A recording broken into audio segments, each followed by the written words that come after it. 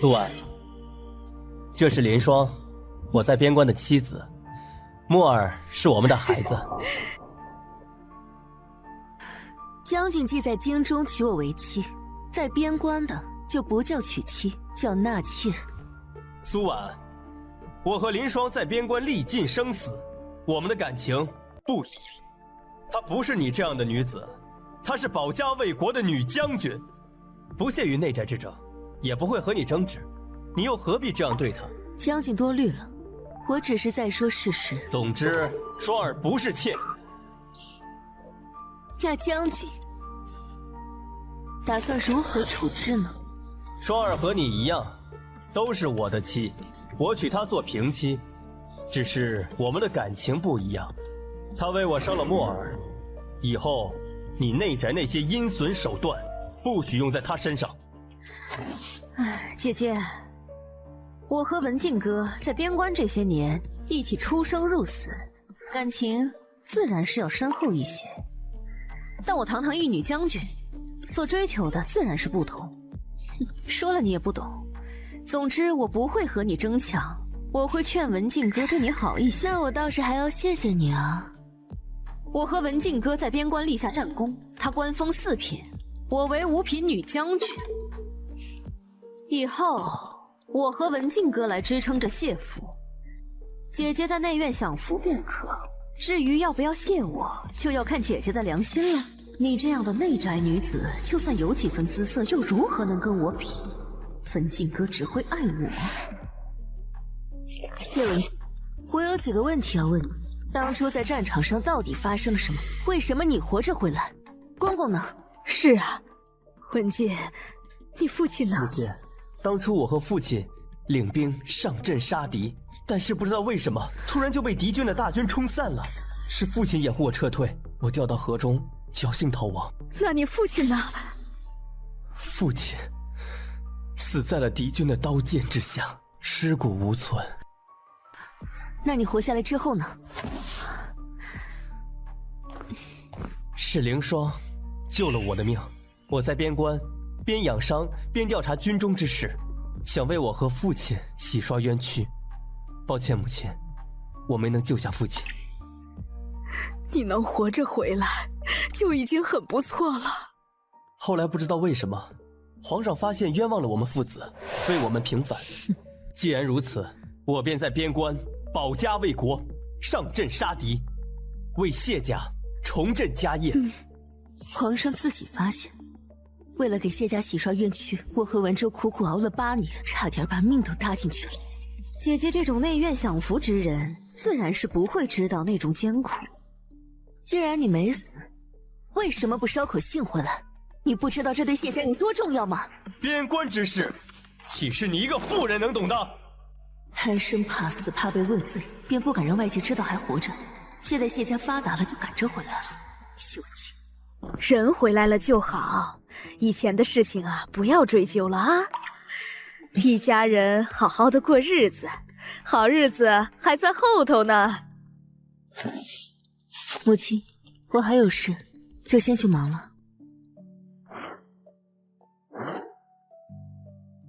母亲，你看他什么态度？这10年，婉婉能操持这个家也不容易。先不说了，我的大孙子也累了，你们先去安顿吧。这苏婉好大的脾气。老夫人把人安排到哪儿了？禀夫人，安排在了西院。不过奴婢打听到，那位林夫人听说您住在主院，就跟将军说也要搬到主院来。派人看好他们，没有我的允许，不准他们踏入我的院子半步。是。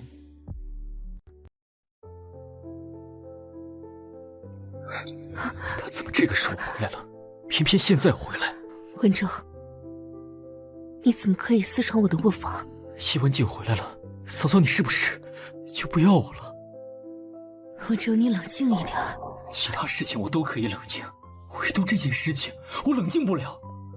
今天在御书房已经求皇上同意我娶你了，偏偏这个时候他回来了。是啊，谢文静竟然活着回来了。其他事我都可以答应你。你让我去死都行，但你答应过我要嫁给我，你不能不要我。谁阻止我们在一起，我就除掉谁。文州，你要干什么？嫂嫂，我是不是太没人性，吓到你了？这10年来，你想让我成为什么样的人，我就成为什么样的人。可唯独你没说过，你爱的人是什么样的。我也不知道，我能不能成为那样子。文州很好，如果不是你，我早就被那帮贼人侵犯了。你一个罪臣遗孀，老子看得上你，那是你的福气。你别过来！你竟然敢咬我！你们都一起上，别把人弄死。回头啊，卖到军营里当军。你别过来！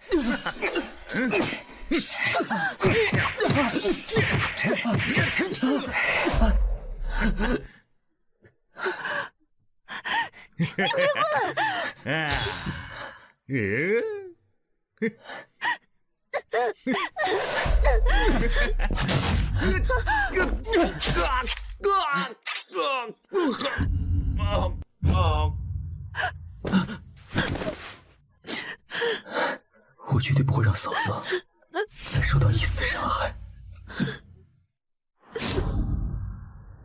夫人，将军闯进来了，他一定要见您。走，从后门走，别被人发现。嫂嫂，把我支走，让他进来吧，保你们夫妻。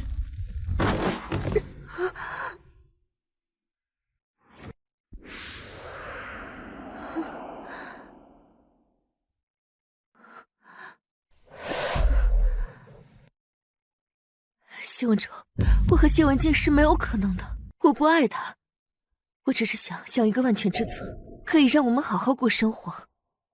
你忘了我们这些年是怎么过来的吗？忘不了，也不敢忘。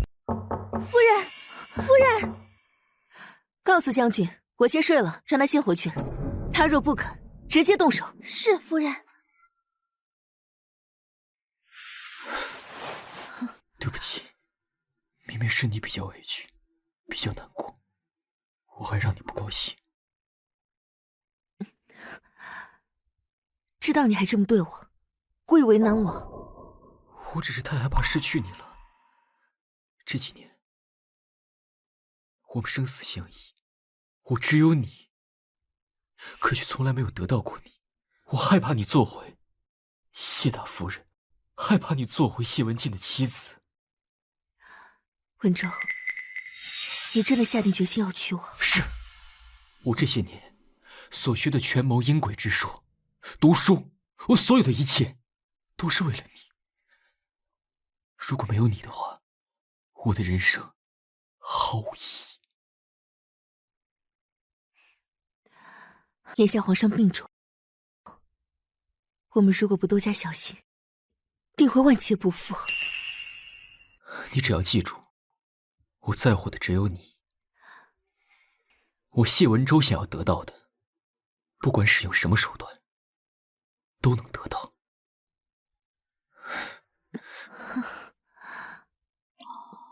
这是我夫人的院子，我是这个院子的主子。本将军要见自己的夫人，你们这些狗奴才也敢拦着？都给我滚！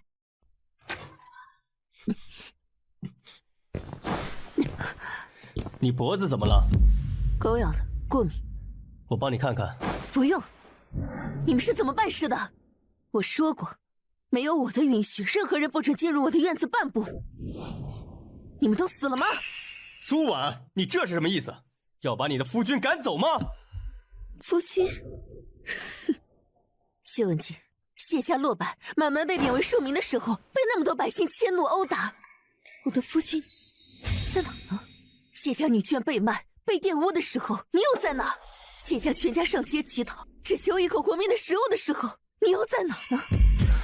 我苏婉的夫君，早在8年前就已经死了，把他扔出去！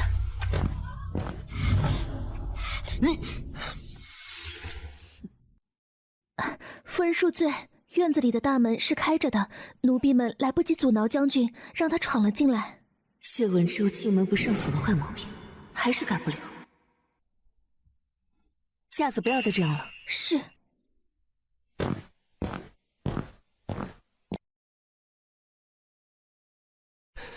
母亲，谢家落难，过得很难吗？是啊，很难。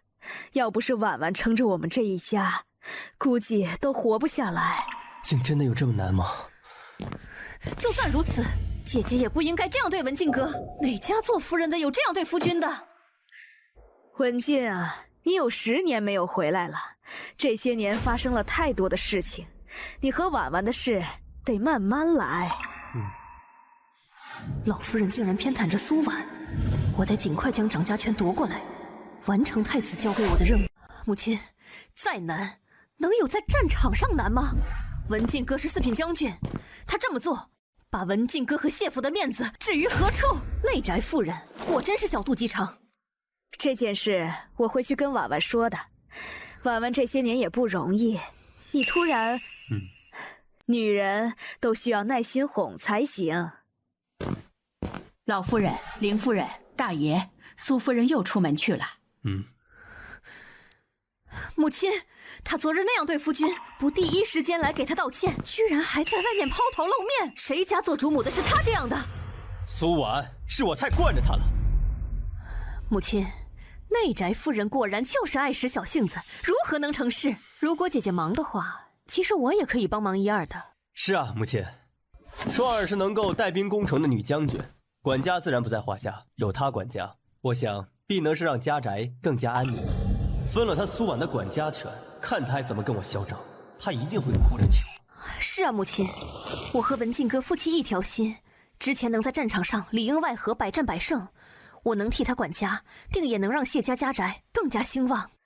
双儿已经给文静生下木儿，他和文静是一条心，谢家只有掌握在文静一方手中，才算是真正的谢家。母亲，您觉得怎么样？也行，有双儿帮着婉婉分忧，她也轻松些。回头我跟她说说。多谢母亲，儿媳定不会让你失望。静儿，回头你多哄哄婉婉，最好让她给你生个一儿半女。有了孩子，到时候她定什么都听你的。母亲，你信母亲？如果生孩子是为了控制住苏婉也行，等我长了家，她苏婉便只能在我手下讨收。今天府里情况怎么样？昨夜的事，今天一早，大爷和林夫人就闹到了老夫人那里去。哦，大爷昨天摔伤了胳膊，老夫人抱着他抹了半天眼泪，儿啊肉啊的，心疼的不得了。老夫人这么心疼？是啊，不仅心疼大爷，还心疼那位小长孙。今天一早就接他到院中去玩，还说要请青山院长收谢幕为弟子，教他读书呢。他真是好福气啊！请青山院长？说来也奇怪，同样是亲生的，老夫人对二爷好像一直很生疏，反而对那位死了10年的大爷和小长孙是真的亲。一个娘生的，怎会如此亲疏有别？该不会谢文州不是老夫人亲生的？施主，你有空帮我去一趟谢家老宅，帮我查查老夫人她那一辈和二爷的关系。是。夫人，老夫人来了。让老夫人进来，你们都出去吧。婉婉，你昨晚和文静闹别扭的事情，母亲都已经知道了。这些年委屈你了。不委屈，如此便好。你和文静始终是夫妻，你们分开10年，生分是自然的，以后日子好好相处，感情就有了。母亲的意思是？母亲不想让你太孤单，太辛苦了。以后有文静陪着你，日子会更好过。要是再生个孩子，你这院子就更热闹了。母亲让我跟文静生孩子。母亲让我跟文静生孩子。是啊，你们是夫妻，有个孩子自然是最好的。母亲以前甚至暗示过让我和谢文州在一起，现在竟然让我给谢文静生孩子。苏婉，就凭你和谢文州那毛头小子，还想为谢家翻案？老子先玩玩你，再把你扔到我军营里去。滚开！放开我！你敢以身入局，老子让你有来无回！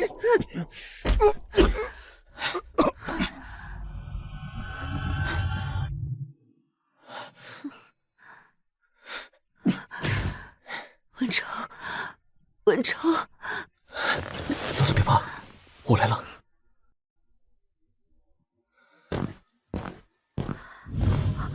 婉婉这是？母亲，婉婉她被人下药了，她以身入局，才让我们谢家沉冤得雪。她对我们谢家的恩情大于天，所以还请母亲对此事保密。你带婉婉走吧，她虽然是你嫂子，但是她和你大哥还没有拜过堂，还是清白的。母亲，你大哥已经死了很多年了，你们俩就算在一起也不为过。婉婉，婉婉，婉婉，你有什么想法？还是婉婉有什么想法？没，就是他已经死了10年了，我一时之间无法接受这个现实。慢慢来，慢慢来。凌霜是朝中的女将军，声名在外，文武双全，有这样一个夫人，对谢家来说也是极好的。有她为你分忧，以后的日子会更好过。母亲的意思是，让凌霜帮着你管家，她能管就管，不能管你自己管也行。好，我回头就让人把仓库的钥匙都给他。婉婉一直是最懂事的，那母亲就不打扰你了。你忙。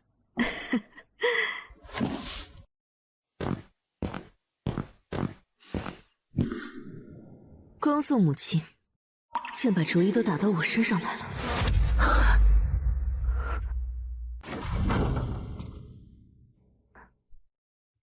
谢文州，你怎么都不通报一声，直接来了？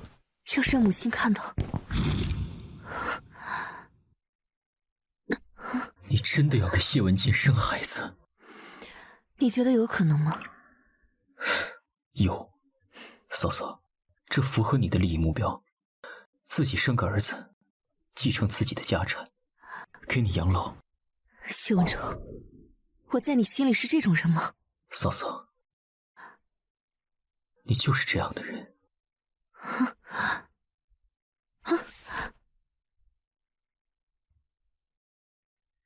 你这是干什么？谢文州，你放开我！嫂嫂，你以前说过会把我当儿子养，让我给你养老。那个时候你还是个孩子，我也太年轻了，我们都不懂事。谢文州，你别……所以嫂嫂也是想生个儿子。你不喜欢大哥，不想跟他生，会考虑让我效劳吗？所以首府大人愿意吗？你真打算跟我玩一出小叔子偷情生子的戏码吗？想想都刺激。所以你愿不愿意啊？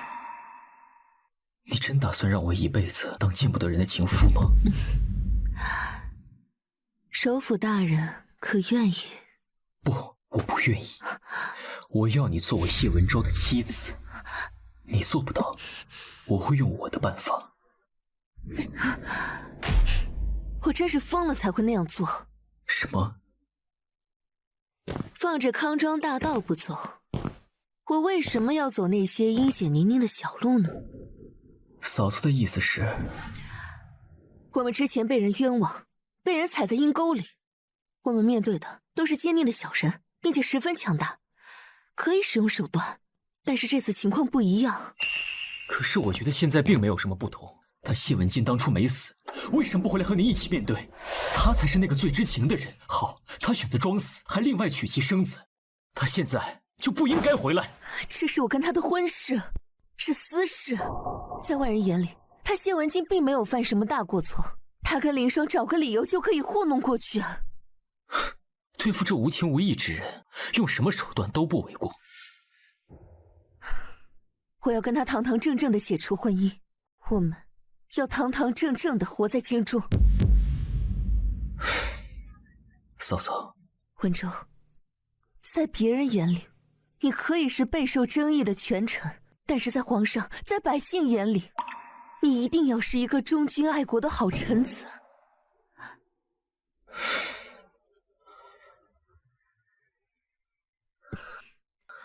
听嫂嫂的。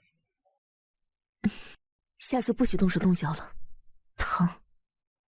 哎，对不起，我帮你揉揉。不用了，以后不许再这样。那也是嫂嫂让文州过激了。嫂嫂最是知道怎么拿捏文州，嫂嫂想要文州怎么做，你怎么做就好了。我真的好害怕你做出别的选择，舍弃文州。你不是最懂我了吗？如果要做选择的话，你肯定是我最好的选择。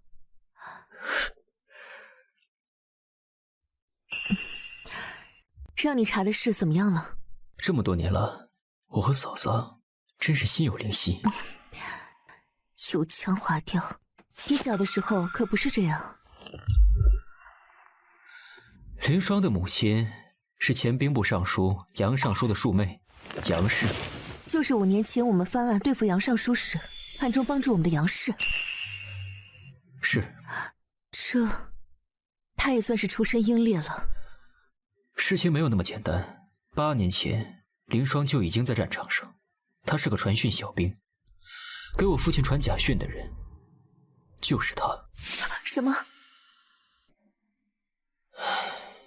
这个凌霜女将军在战场上立功不多，她升得这么快，一定有问题。继续查下去。文州，听嫂嫂的。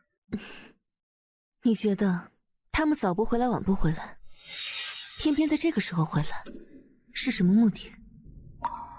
嫂嫂心里已经有答案了。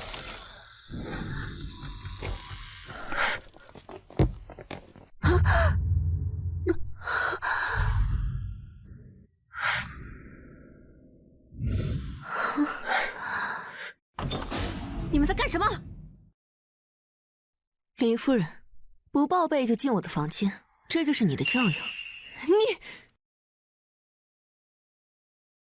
就凭你，本将军的礼，岂是你能受？找死！二弟，这件事我们去前厅说。好，那我们就当着母亲的面一起说，免得又说我冤枉你。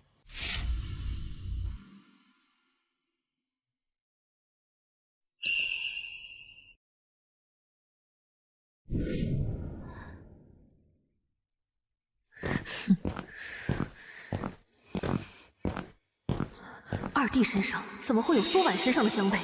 这怎么可能？母亲，苏氏答应让我管账管家，却只给我空账本，库房也是空的。苏婉，我早就跟你说过，让你不要用你后宅的阴鬼手段用在双儿身上，你竟然一个字都没听进去。林将军要帮谢将军管家，我交给他便是。当着母亲的面撒谎，这账本分明就是空的，库房也是，除了灰尘什么也没有。母亲，啊，我也不知道啊，这10年来都是婉婉管家的。当时我进入谢家，谢家早已是入不敷出的状态，是我拿嫁妆补贴。8年前，父亲在战场上蒙冤，谢家早已落败。现在，这库房算下来，早已没有你谢文静的东西了。可这偌大的谢府，还有你们母亲穿的锦衣奢服，每日的珍馐美食，这1日1000金的花费，还有你苏婉头上的发饰，都价值1000金，这些都是从哪儿来的？林将军觉得是哪儿来的呢？哼，难道都是小叔的？林将军真是抬举我了，我刚当上首辅，那点俸禄去打点官场的关系还不够，更何况支付府上的花销。更遑论当年为洗刷父兄冤屈所造成的巨额花费。什么？文静和公公的冤屈是你们洗刷的？是你们为我和父亲翻了案。父亲和兄长，一个5品将军，一个7品小将。要不是我们，谁会记得你们，给你们洗刷冤屈？否则我谢家到现在还是罪臣之家。你以为你们2人回京还能这么风光？原来是二弟为我和父亲洗刷了冤屈，这些年辛苦你了。我哪有这能耐，全是婉婉的功劳。原来是婉婉，这怎么可能？一个内宅女子！二弟，你要是想维护她，也不用把所有的功劳都推在她头上。供养谢家，为父兄洗刷冤屈，都是婉婉的功。是婉婉，多谢婉婉，以后我会加倍补偿。不用了，母亲知道的，我都是为了父亲和谢父。那这宅子和府上的钱财都是皇上赏赐你补给谢家的。凌将军，你还真是会异想天开呀！在战场上杀敌立功，都是靠想象得来的吗？二弟，不得对双儿无礼。你在京中尽享太平，是双儿带着将士们在边关保家卫国。边关上千名将，几百万士兵，主要功劳都是他们的吧？大哥，按照你这样所说，荆州很安全？当然，你没有上过战场，你是不知道战场上的凶险。这府宅嫂嫂买的，府中花销嫂嫂支付的，就连我的吃穿用行，都是嫂嫂打理支付。苏婉哪来的钱？她一个女人，怎么能有这么大的能耐？事实就是如此。母亲，确实是这样的。这些年来，都是婉儿打理府上。说起来，你们夫妻2人，还有你们的孩子，现在吃穿用行，都是嫂嫂的。我，大哥，凌将军，你们不会一直打算这样用嫂嫂的吧？我们之前又不知道。你们现在知道了。你们2人都是朝廷命官，这样传出去的话，对你们声誉也不好。我和双儿的俸禄都会交出来。我还有事，先去忙了。文静阁，苏婉，谢将军找我还有事吗？婉婉，这件事暂且不提，我们先聊聊木耳的事。木耳的事，跟我有什么关系？婉婉，我们借一步说话。婉婉，你也是木耳的母亲，木耳的事也是你的事。谢文静，我是不是还得感谢你白送我一个好大儿啊？你我夫妻一体，你我之间不必这么客气。如此厚颜无耻之人，当真是被他恶心到了。谢大将军是因木耳的事有求于我，那凌将军呢？我堂堂当朝第1女将军，何曾对一个后宅女子这样低三下气过？不过为了木耳，我忍了。木耳的事，我都听文静哥的。我们想让木耳进青山书院读书，听说当年就是你求着他收文州为徒，教文州读书的，你有办法？哼，你们想让木耳拜青山院长为师？自然，青山院长是京中最有名的老师，又是青山书院的院长，当朝3届首辅、6届状元皆出自他门下，你一定有办法。那你们2人带木耳去见过青山院长了没有？说起来，二弟，你是青山院长的弟子，你应该更有办法。我没办法，这事儿只有嫂嫂能办。二弟，你不是青山院长的弟子，为何不能？是啊，二弟，你不能，为何婉婉能？二弟，你莫不是不愿帮我们？你和文静哥是亲兄弟，又同朝为官，应该互相扶持才对啊。哎，我和二弟是亲兄弟，他自然不会不帮我，只是二弟为何？二弟，你为何这样看着苏轼？你们也说了，当朝3届首辅、6届状元，全部都出自青山院长门下，他收人自然有他的规矩。是我考虑不周。二弟是当朝首辅，如果二弟推荐木耳到青山院长门下，会被朝廷视为朝中官宦，皆出自青山院长门下。那这件事情就麻烦苏氏了，以后我定让木耳好好孝敬您。这件事我帮不了。苏氏，你是不是觉得我和文静哥的感情深厚，觉得我抢走了他？那我以后离他远一些。如果你不愿意的话，我做妾也行。我们做母亲的，为了孩子什么都愿意。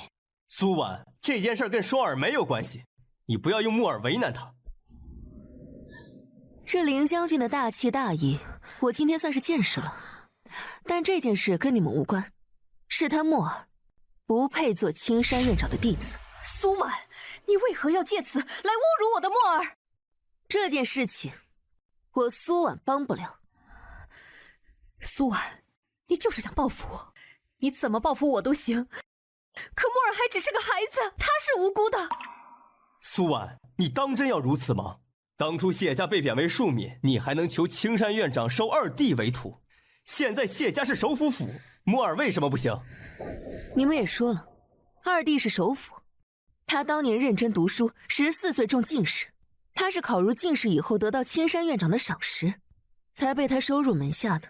你也说了，二弟是14岁中进士，我的木耳才5岁，再等10年，何尝不能中进士？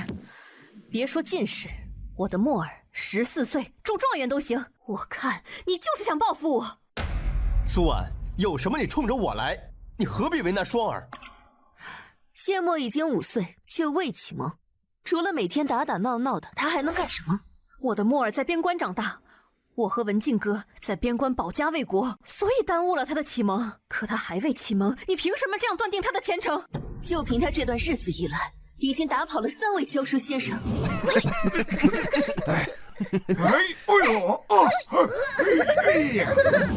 把他送进学堂，不是打老师，就是打学子。苏婉，你监视我！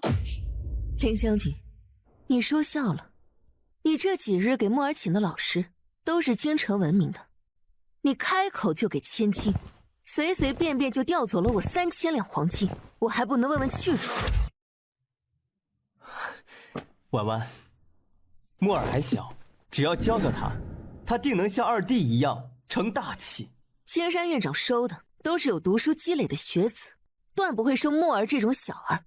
我苏婉无能为力。大哥，你就别为难嫂嫂了。你要是把谢墨送到青山学院去，他要是拒收了，传出去，天底下还有哪个先生敢教谢墨？二弟说的也对，双儿，木耳的事再看看，先请个先生叫他静下心来，教他读书写字。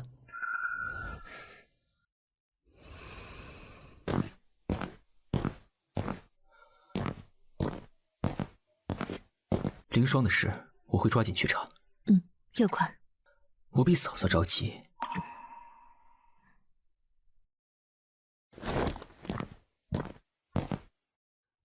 母亲，真如二弟所说，这些年来是苏婉在撑着这个家，为我和父亲翻案的。绝无可能，她一个后宅女子，怎么可能做得到？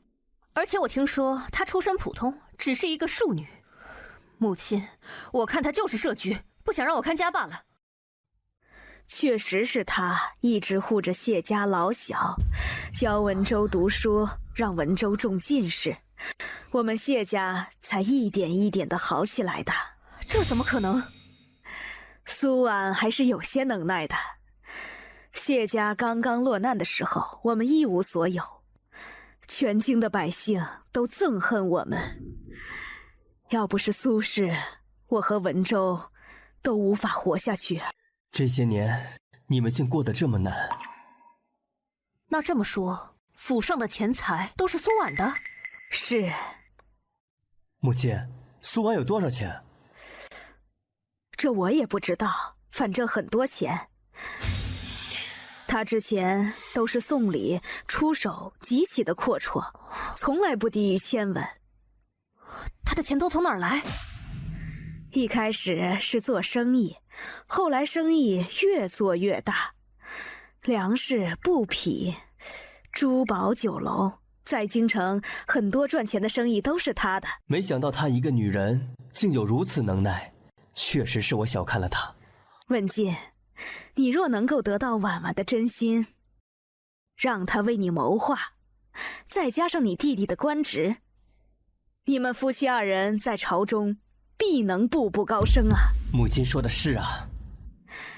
之前母亲说的，让你和婉婉早生一个孩子，这才是你缓和你们夫妻二人关系的关键呢。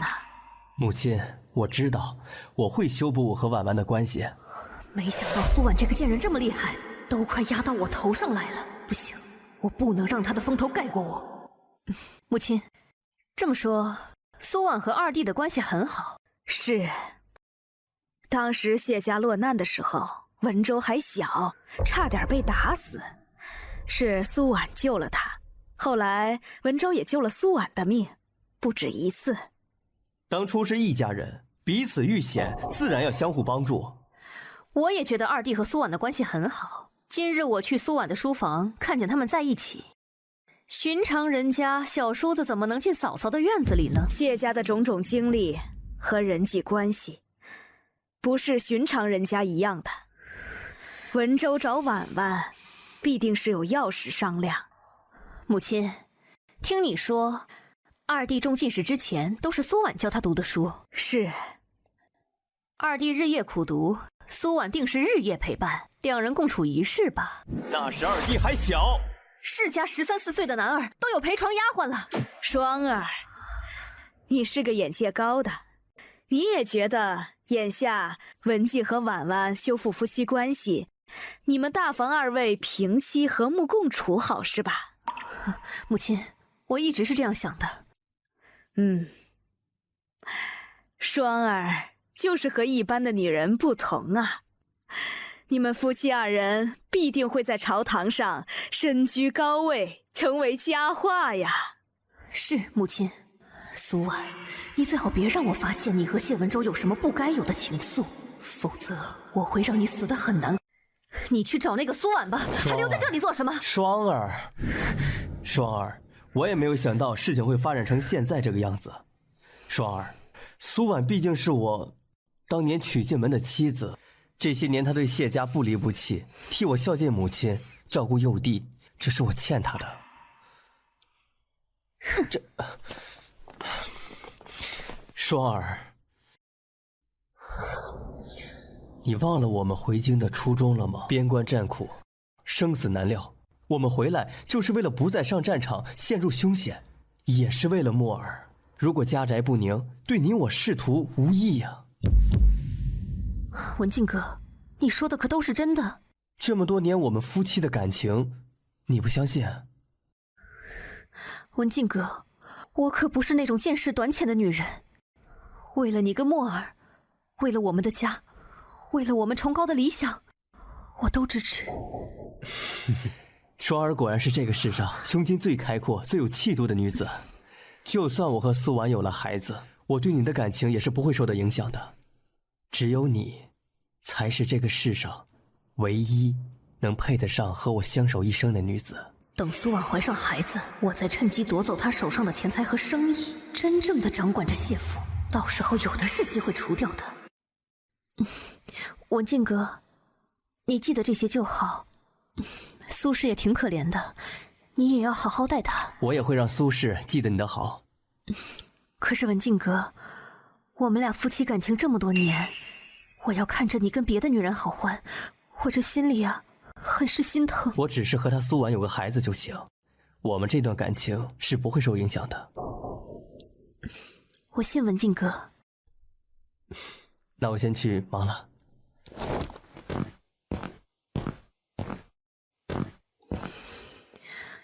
不行，我不能被苏婉比下去，我的墨儿更不能被看轻。夫人，将军求见。不见，赶走。他没硬闯，就是在外院求见。他说他错了，对不起夫人，想求得夫人原谅。不见。他说他还带了礼物，听说是用了他全部的积蓄买的，还没有夫人赏赐给奴婢的好。这个谢将军还真是能屈能伸啊！可不就是吗？要不然怎么能在边关做8年的缩头乌龟呢？你还挺聪明。夫人早些休息吧，明日一早还要去看铺子呢。退下吧。婉婉，我错了，我有话对你说，我给你带了礼物。说了不见，回去。嫂嫂，连我也不见了。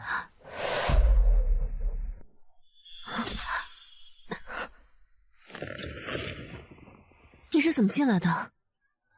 嫂嫂教给我如何开锁，嫂嫂忘了？谢文州，你是不是打算这辈子都不听我的话？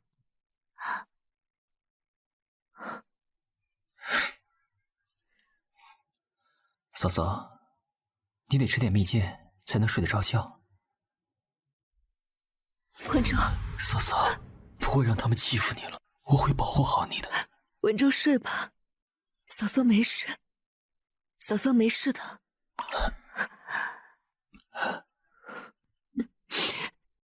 嫂嫂陪着你。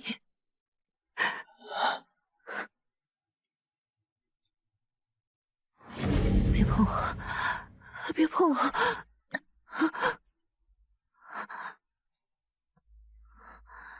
嫂嫂别怕，坏人都被我杀了，你安心入睡吧。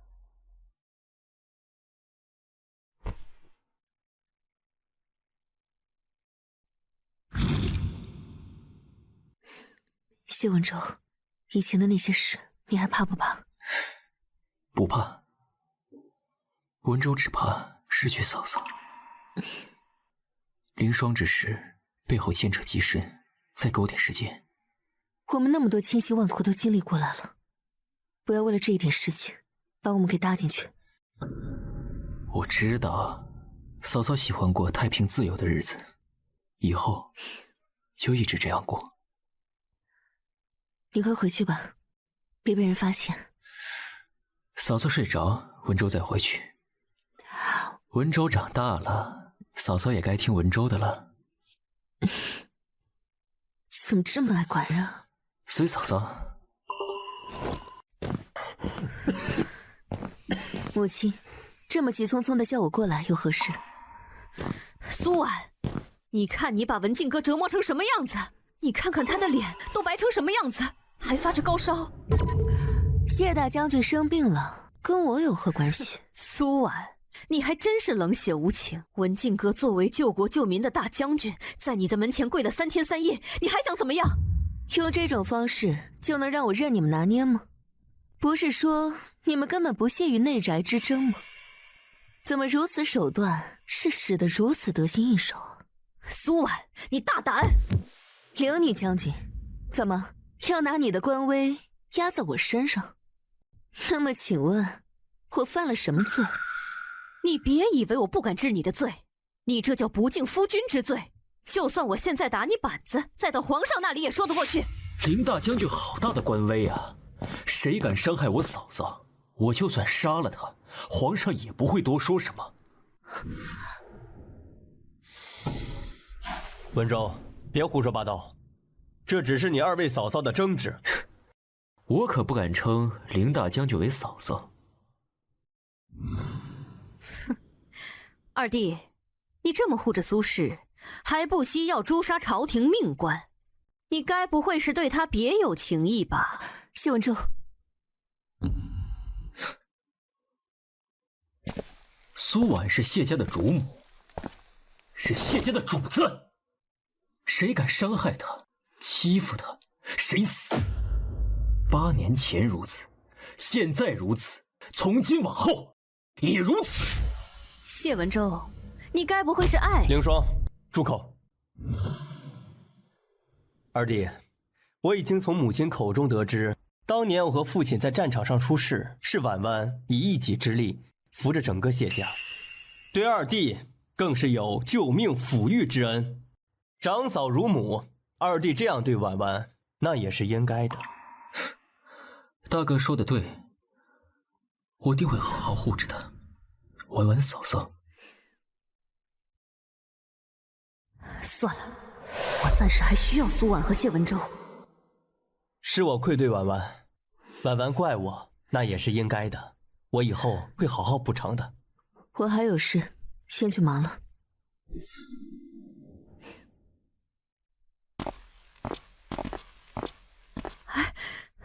见着了吗？见着了。我就说，我作为我朝第一女将军，我的墨儿天资不差，青山院长一定会收她为徒，教她读书。双儿，你是说青山院长收她为徒了？真的？那我大孙子以后也是状元之才，首辅之资。青山院长并没有。是的，母亲。墨儿作为我们的长子，谢家的长子，我这个做母亲的怎么能轻易放弃他的前途呢？所以我亲自去找青山院长，让他收墨儿为徒。双儿做得好。双儿，你辛苦了。这是我应该的。到时候我要给墨儿办一个盛大的拜师宴，让满京的权贵们都来祝贺他。对对对，到时候母亲帮你。苏氏，之前这件事情的确是我考虑不周才让你帮忙，但往后的事情我自己都能解决。毕竟我是驰骋疆场的大将军，我能做的事儿比你多多了。林夫人，不是这样。青山院长还怎么说的？多久拜他为师？没有。我应该备上大礼去给青山院长送过去。林夫人，事情不是这样的。青山院长说什么了？青山院长说以后不许您将军和小少爷去找他。什么意思啊？就是话里的意思。青山院长没有收小少爷为徒。这怎么可能？他见过墨儿了吗？见过了，但他并不愿收小少爷为徒。双儿，这件事情以后不要再提。双儿，以后办事稳重一点。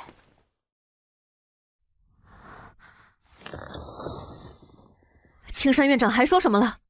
他说把太白丹青还给苏夫人。原来是拿了婉婉嫂嫂的话去开路啊，才见到青山院长。这话谁取的？是林夫人。凌霜，你既然会拿太白丹青去开青山院长的门，你就应该知道这太白丹青是什么东西，对吧？我自然是知道。这话是我在机缘巧合之下花黄金3万两去取得，我放在谢家家宅里当做定宅之宝。你不问自取，这叫偷。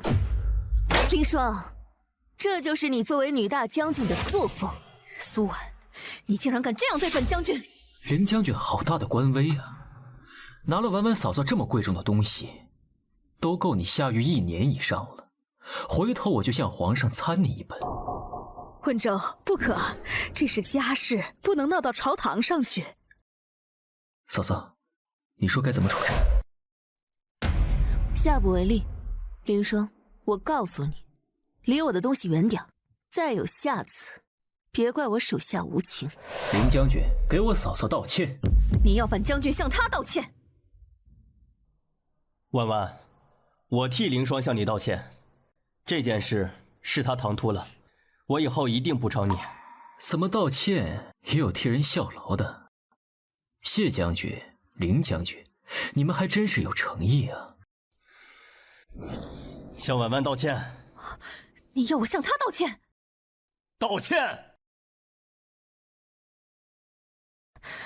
苏氏，这件事我错了，对不起。凌将军盗窃这么贵重的物品，道个歉都这么委屈，果然是你的作风。你看他，轻易放过他们，现在不是就让嫂嫂白气的时候。被欺负。现在朝廷上那么多眼睛盯着你，现在把这个事情闹大了，损失最大的是你。多谢嫂嫂关心。凌霜，先去忙吧，我和文静说说话。是。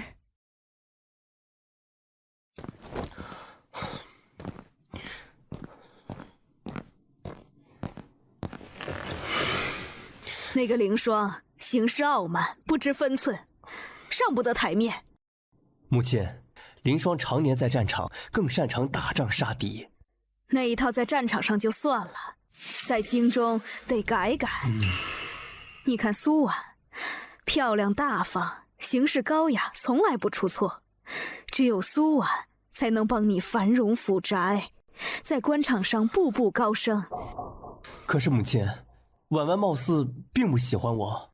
喜不喜欢你，都是你的妻子。母亲，我连婉婉的门都进不去，这可怎么办？讨好女人需要点办法。母亲跟你说。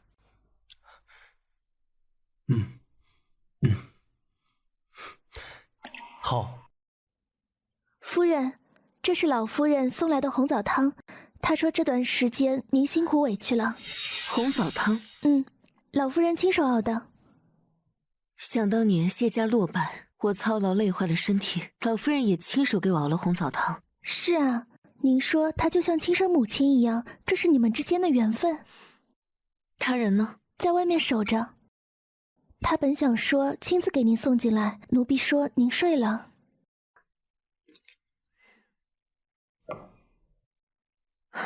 告诉老夫人，我最近身体操劳，无心操劳家务。是，奴婢这就去回老夫人。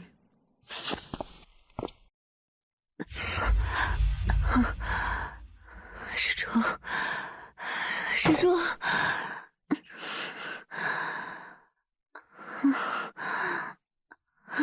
施主，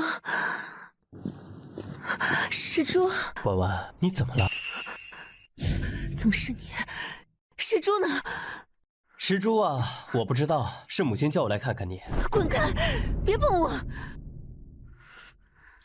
苏婉，到底发生了什么？谢文静，别碰我！滚开！你竟敢拿刀指着我！我是你的丈夫。谢文静，滚开！别逼我跟你反目成仇，对你可没有什么好处。苏婉，我是你的丈夫，我们之间无论发生什么都是天经地义的。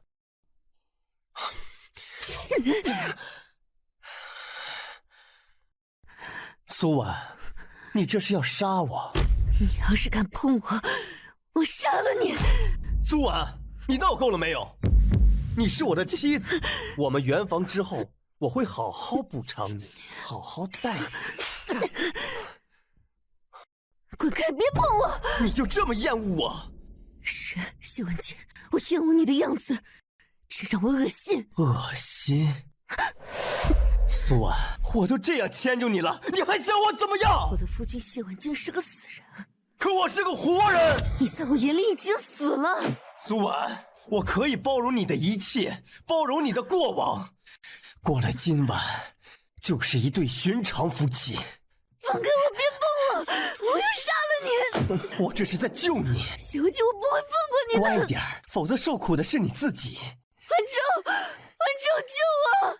苏婉，这个时候了，你竟然叫谢文州，你竟然叫他，你们之间连装都不装了。文州，救我！文州，苏婉，是你逼我的！畜生，你敢碰他？谢文州，你来这里做什么？出去！畜生，你居然敢碰他！谢文州，我是你哥，那你更该死！苏婉是我的妻子，我和她天经地义。你也配？这是我和苏婉的事，你无权插手。我说过，谁敢伤害她，谁就得死。你疯了吗？你知道你在做什么吗？文州，文州。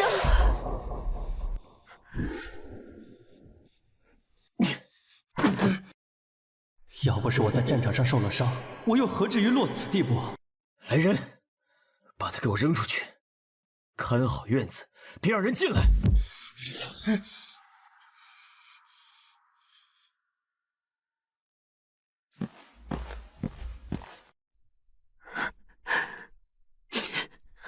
婉婉，你没事吧？文静哥，你怎么受伤了？你们这群狗奴才！守好这里，不许人进来。是苏婉伤了你。没事儿。哼，他简直是要反了！我这就去军营调兵。不可，这是家事，不能宣扬出去。哼，他苏婉好大的胆子！总有一天，我一定会拆了他那身硬骨头。文静，你怎么还在这里？受伤了？是苏婉，他竟用刀刺伤文静哥。里面什么情况啊？母亲，是文州把我赶出来的。文州？他今天不是有事不回来吗？我特意挑了他不在的时机，他怎么回来了？母亲，他回来了。苏婉是他的嫂嫂，他们这么做成何体统？将军后退，否则别怪我们不客气。滚开！文静，我这就去军营调兵，杀了他们！不可，这件事情绝对不能传出去。不说别的，你们两个以后在朝中如何立足？好，我去杀了他们。凌霜，你不是他们的对手。嫂嫂，你好些了吗？我去叫人请府医过来。不用了，我已经服过药了，没问题。好，我守着你。不行，你回去。都这时候了，嫂嫂，你还在乎这些虚名的影响吗？我怕他们破罐子破摔，针对你。不用怕，一切有我，我会处理好的。你这样，我守着你，我才放心。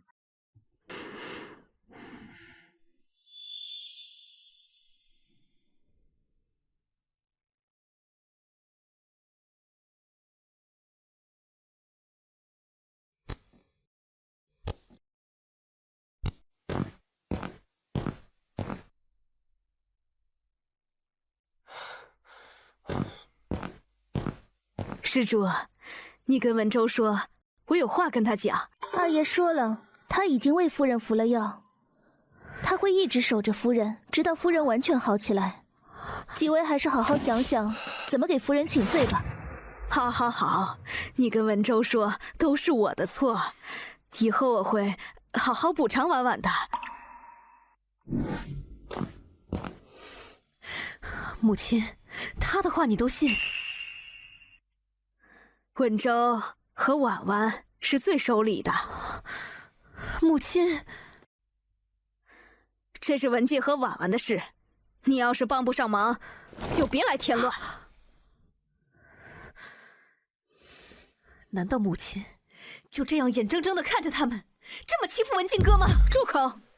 以后不许说这样的话，还不快扶文静去治伤？双儿，扶我回去。文静哥，回去。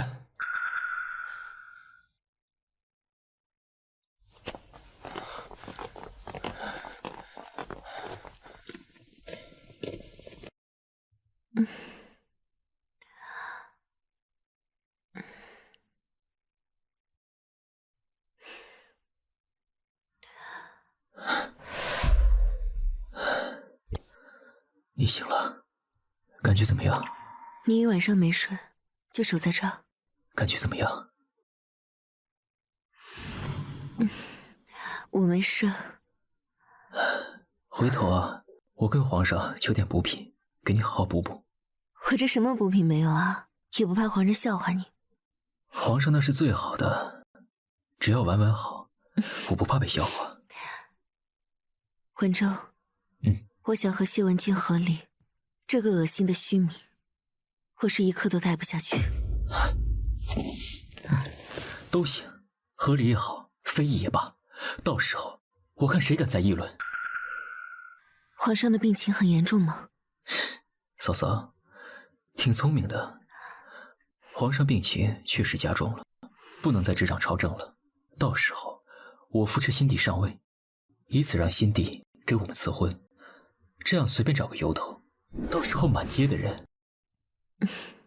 文州，你的命是最重要的，如果为了我不必冒险。有嫂子这句话，我就心满意足了。放心，我有分寸。对了，老夫人的事，你打算怎么处理？他对我做了这样的事，我和他的婆媳情分也就断了。等这件事结束了，我准备送他出京去养老。只不过，你不会怪我吧？对我来说，你才是最重要的。他这样对你，你对他已经是手下留情了。文州，老夫人对谢文静百般亲近，从小对你就不太好。你有没有想过，你不是他亲生的儿子，你长得跟他、跟谢文静通通都不像。这些我都不在乎，我只在乎你。夫人，老夫人求见。告诉他我在忙，没有时间。他让我转告您，红枣汤的事是他一个人做的，他错了，您想怎么罚他都可以。就说我在忙。是。夫人，您就这样放过他了吗？这些年您对他那么好，他怎么能这样对你？我自有安排。还有，将军在外面等了一整天，他想要见您。让他进来。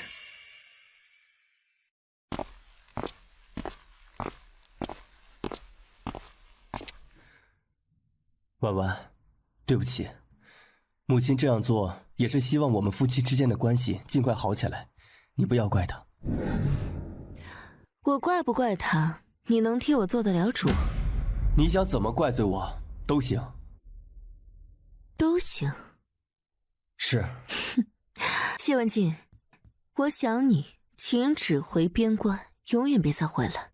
苏婉，你要这么对我？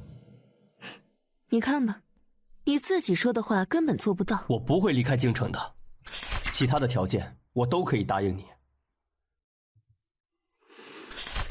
谢文静，我们解除关系。你与我不过是一个素未谋面的死人，而我与你，也只是一个陌生人。不，你是我的妻子。谢文静，你不会爱上我了吧？那凌霜怎么办呢？苏婉，你是我明媒正娶的妻子，以后我们好好做夫妻。你要是和我分开，不管是我休了你，还是我们和离，你和文州都不可能，不是吗？苏婉，我们这样是最好的。你年纪也不小了，做我的夫人，我们生儿育女，共度一生，这是你最好的人生。谢文静，你和凌霜已经相爱多年，并且也有孩子了。我只是一个陌生人，我没有兴趣参与你们。而且你也说了，我年纪也不小了，我对这些情情爱爱早没有了兴趣。那谢文州呢？我和文州共患难了这么多年，远比你和凌霜在沙场上更加凶险曲折。你抛弃我们的这10年，已经给我造成了不可磨灭的伤害。苏婉，来日方长，咱们夫妻之间慢慢来。你的意思是，我们之间没得商量？你好好休息。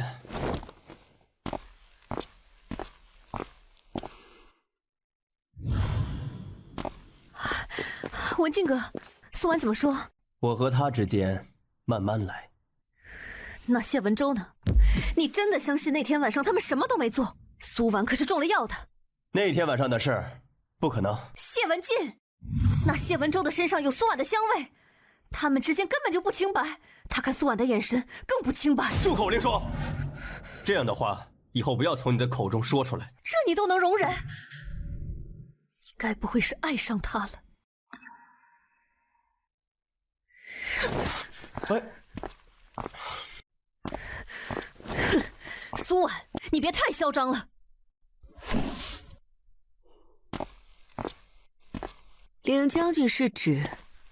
哼，我对你那么好，还让文静哥也对你好，你竟然不知廉耻那样对他，还和谢文州。凌霜，你一直说你跟谢文静感情深厚，一直让我跟他圆房，让我们修复好关系。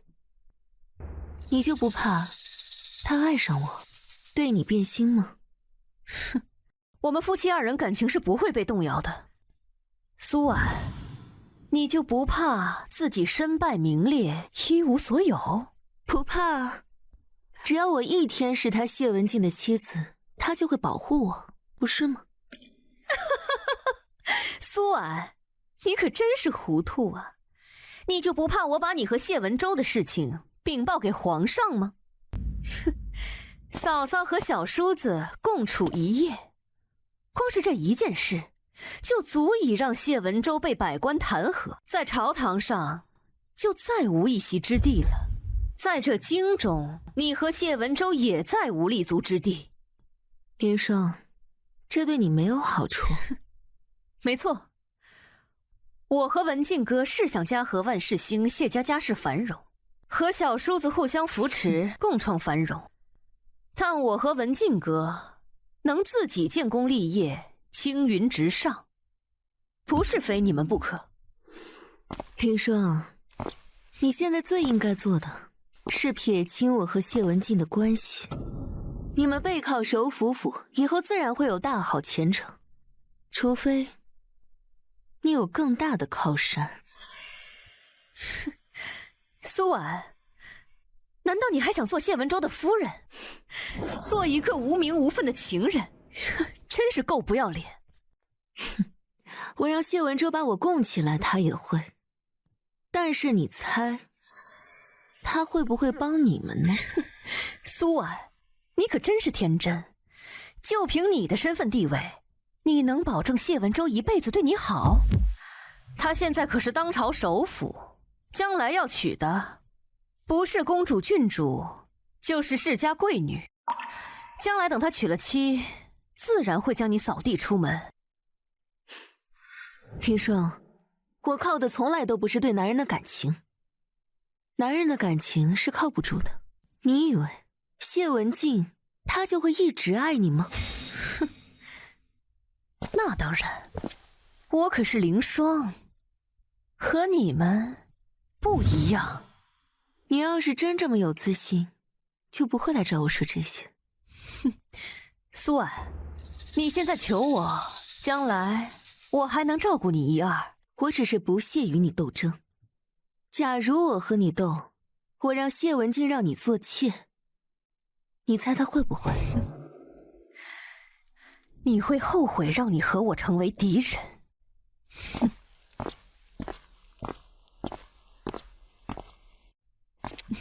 文周回来了。你去找婉婉嫂嫂了？她说你会把她供着一辈子。自然。她还说她一辈子都会纠缠你，哪怕毁掉你的名声。你到底想说什么？文周，嫂嫂知道是苏婉勾引了你。她这种人为了一己私欲不顾你的名声，她这个不知廉耻的荡妇！你敢骂她，找死！放开我！你算什么东西？你也配骂她？谢文静都死了18年了，我和嫂嫂何错之有？这些年我们一直恪己守礼，从未有过半分逾越。你是什么东西，也配跟她比？你连她的一根头发丝都比不上。你要是再敢说一个侮辱她的字，我拔了你舌头！告诉你，别再出现在婉婉面前，脏了她的眼。谢文周，你疯了！你要是这么认为，也可以。你就这么顾及他，不顾你的仕途了吗？管好你自己的事吧，我的事不用你操心。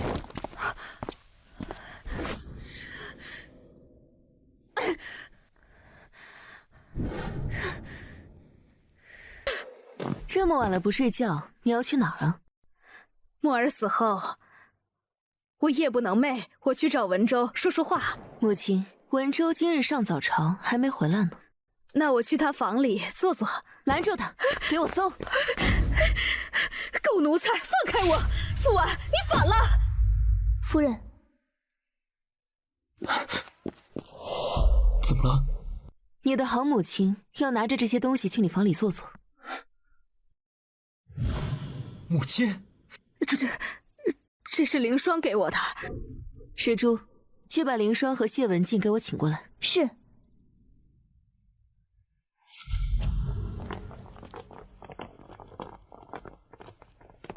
大哥，这是凌霜交给母亲，让母亲放在我房中的。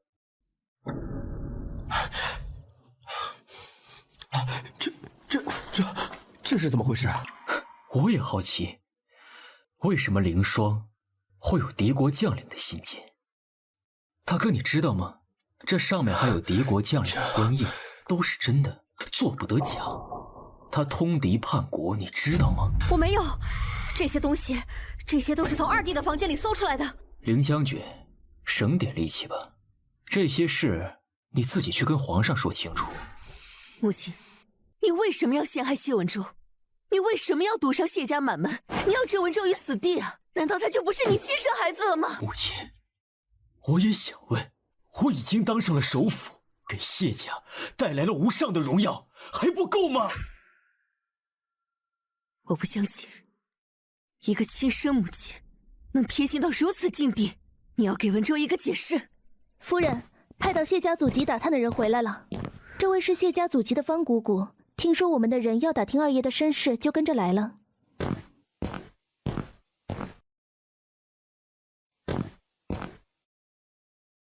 谢老夫人竟然这样对二爷，你答应过谢老将军会将他当亲生儿子一样对待他。方姑姑，老夫人污蔑文州通敌叛国，要置他于死地。苏夫人，二爷，老夫人这样做是因为你不是他的亲生儿子。这样挺好。母亲，我和二弟不是亲兄弟。老夫人，就算文州不是你亲生的，是谢家的庶子，可是他对谢家功不可没，一直以来把你当亲生母亲，你不该这么对他。他是庶子，就该去死，成全我的儿子。凭什么？谢玄答应过我，他这辈子只爱我这一个人，一生一世一双人。可文静才5岁的时候，就从外面带了一个外世子回来，他背叛了我，他就是背叛我的证据。谢文州，我只恨我自己没有在你小的时候掐死你。老夫人，你答应过谢将军要好好待文州，视他如己出，你怎么能食言？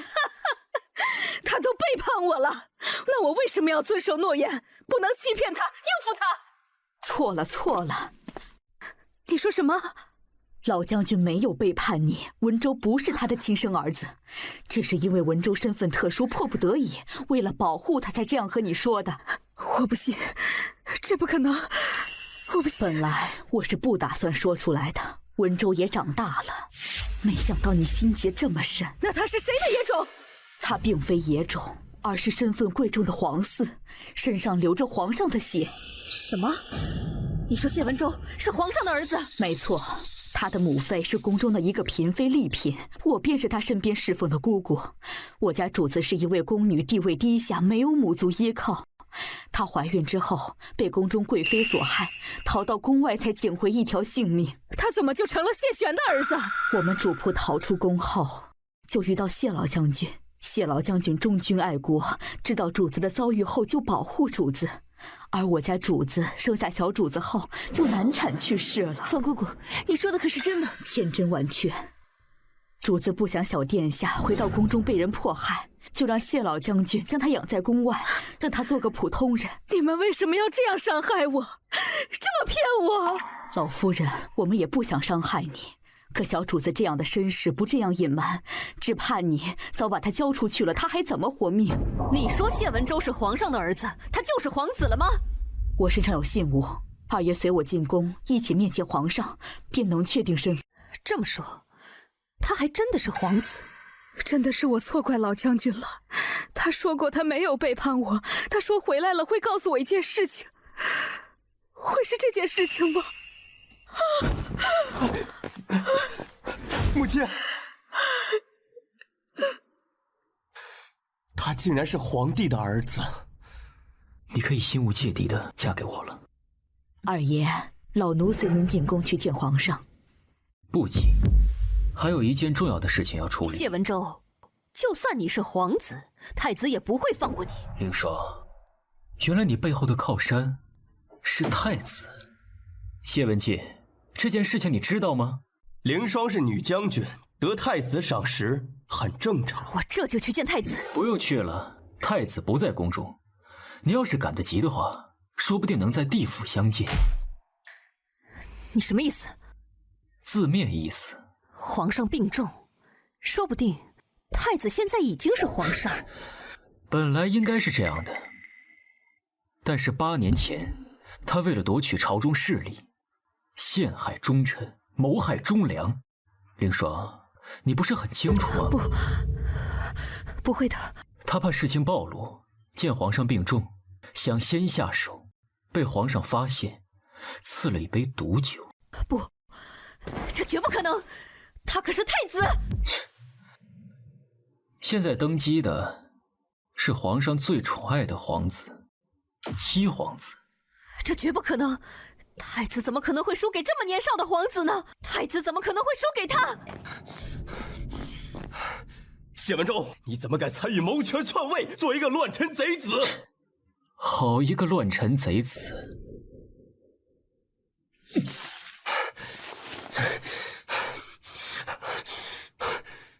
不，这不可能。此事已经查得清清楚楚，没有一个字冤枉了凌将军。不可能，凌霜不会做这些的。哥，你不好好想一想，以凌霜她的心性和能力，能在战场上立功，成为我朝第一个女将军。当年你和父亲接到传讯，提前进攻敌军，这件事你没查过吗？太子派凌霜他们给你和父亲传假讯，让你们提前进攻，导致援军没跟上，粮草没跟上，最后战败。他便趁机夺取了兵部和户部的政权。你呢，成了替罪羊。你是说，是凌霜假传消息给老将军和文静，害他们的？没错，凌霜是太子的爪牙。竟然是这样，竟然是这样！贱人，你害死了我的丈夫，害死了我的儿子。那又如何？我何错之有？这世界上本来就是成王败寇，弱肉强食。